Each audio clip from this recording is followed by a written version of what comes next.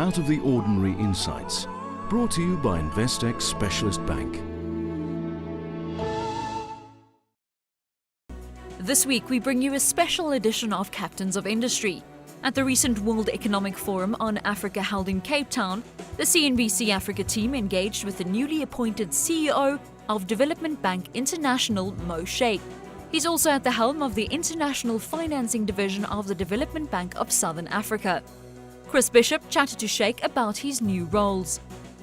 Now, this is some job you've taken on. I mean, it's estimated that Africa needs something like $93 billion spent on infrastructure to help oil the wheels of business. How are you going to tackle it? Well, I think we all know that the infrastructure need in Africa is far greater than the resources available. So it's a question of how you smartly use available resources to achieve what you want to do. And there are a couple of things. Firstly is to prepare projects very well.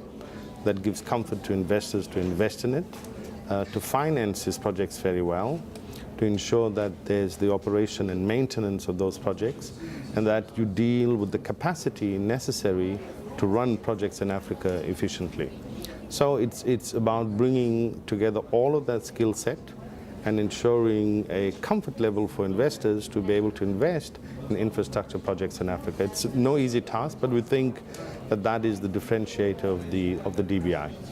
So let's get down to dollars and cents. You're looking to raise a fund of about $10 billion to spend across Africa. Yes. And how are you going to get it? You're talking to the Chinese at the moment, you're going to talk to? Well, we want to talk to anyone who has money, who has available capital, who's prepared to put that capital into a platform such as the DBI to convert risk capital to investment capital. So we're speaking to our traditional partners, which is across Europe.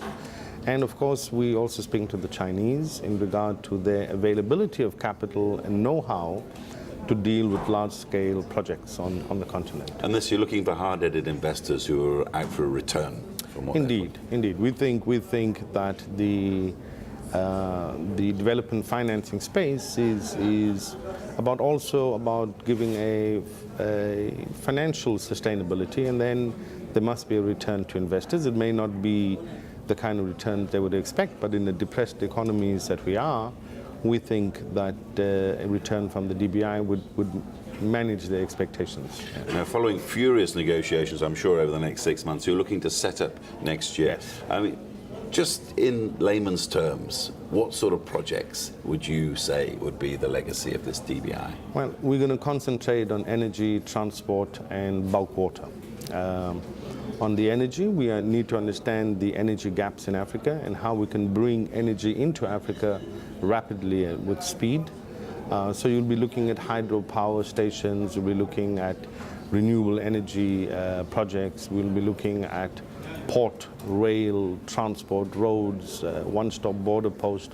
So it is in the space of energy, transport, and bulk water. And which countries are you going to be looking at across the continent? Well, the growth areas for the continent is in East Africa, so we'll be looking towards all of the East African countries, Kenya and beyond. There's the enormous challenges of South Sudan. We need to integrate the South Sudanese economy into the region. We think East Africa is growing, and there's a market that we could play in East Africa, and so too in West Africa. West Africa is starting to grow. You're looking at Ghana, Cote d'Ivoire, Guinea-Conakry, and to bring the kind of expertise necessary for them to realize their own economic trajectories. Now, your diverse background, I mentioned in the intro, a lot of people have said that they would rather see a banker in your job. What do you say to that? Sure. I mean, banking is about managing the optimism of an investor, of a transactor, with the pessimism of risk. I think that it is not necessarily the only skills required to be a good banker. A good banker must be able to understand the market, which is what intelligence gives me.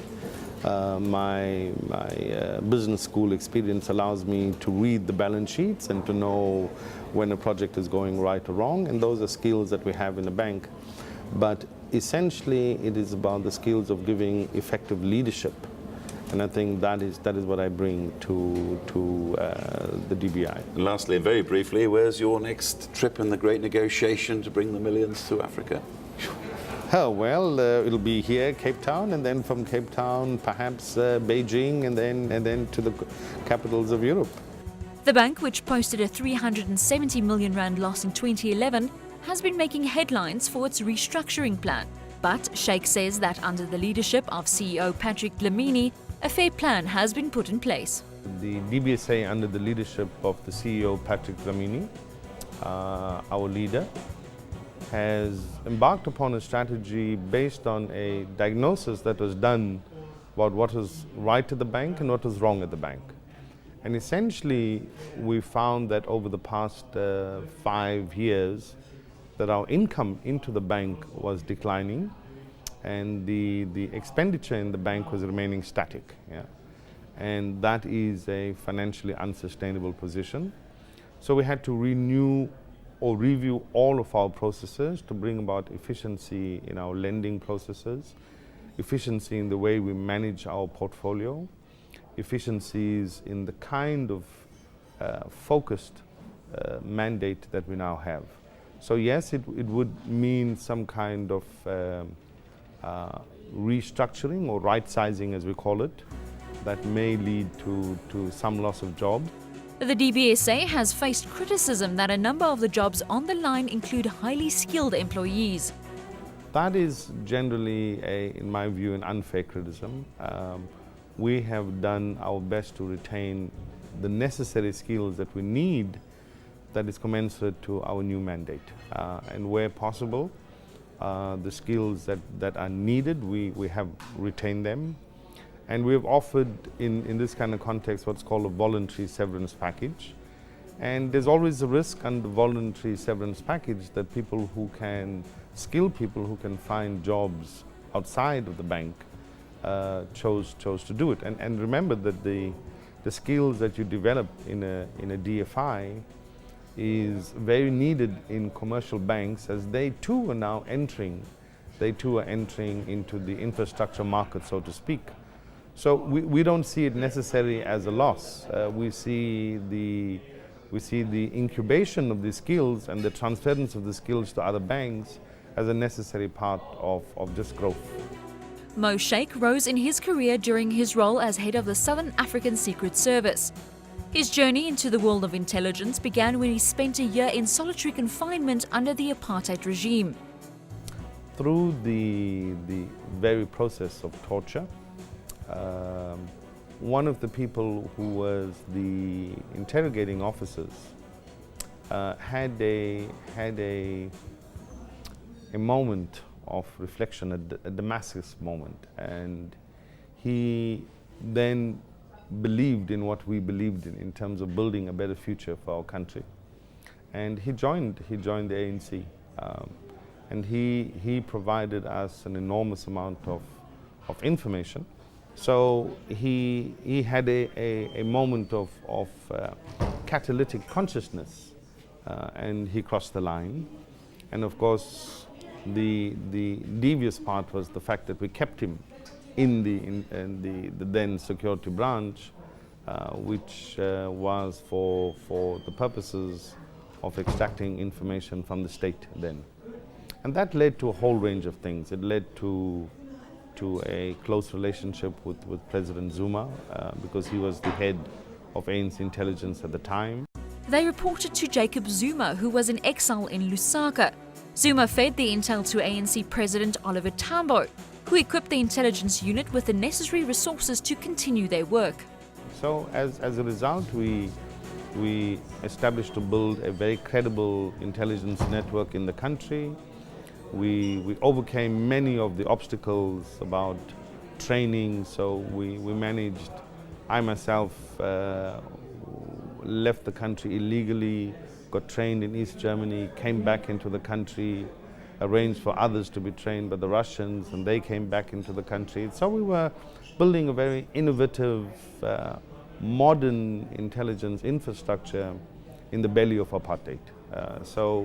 And that then, the natural progression of it was we always asked ourselves the question that in the new South Africa, what kind of intelligence services would we build?